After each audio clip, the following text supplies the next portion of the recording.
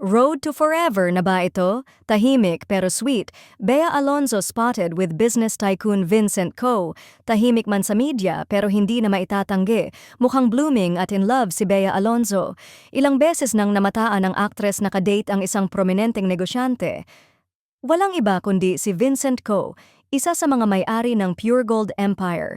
Bagamat walang masyadong detalyeng inilalabas sa publiko, ilang netizens ang nakakita sa dalawa sa ilang sosyaling restaurants at private events. Kapansin-pansin daw ang pagiging sweet ni Bea at Vincent. Simple lang, walang PDA, pero halata ang chemistry at spark. Mukhang new love life, road to forever na ba talaga? Tanong ng isang fan sa X, dating Twitter. Tahimik, pero solid. Baka ito na talaga yung the one ni Bea. Hirit naman ng isa pa. Ayon sa ilang insiders, matagal na raw magkakilala sina Bea at Vincent pero ngayon lang talaga naging seryoso ang kanilang ugnayan. At sa estado ni Vincent, bilang isang tahimik pero matagumpay na negosyante, tila swak ito sa bagong lifestyle ni Bea, mature, classy at no drama. Ngayong mas pinili ni Bea ang pribadong relasyon kaysa sa showbiz spectacle, marami ang natutuwa. Pero mas marami ang nag-aabang.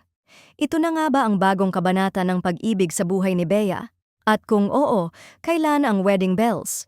Ayon sa ilang kaibigan ng aktres, Bea's mom, isang kilalang negosyante, ay talagang very involved sa buhay ng anak niya. Hindi siya basta-basta nagpapakilala ng lalaki at alam ni Bea na malaking bagay ang approval ng pamilya. Tila ang pagiging isang powerhouse businesswoman ng ina ni Bea ay nagbigay ng mataas na pamantayan sa pagpili ng mga magiging partner ng actress.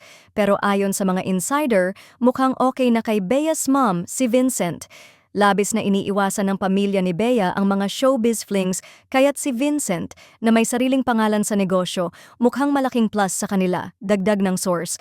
Bagamat tahimik si Bea sa media, ayon pa sa mga kaibigan, mahalaga kay Bea ang pag-apruba ng kanyang nanay at mukhang ayaw niya ng magkamali.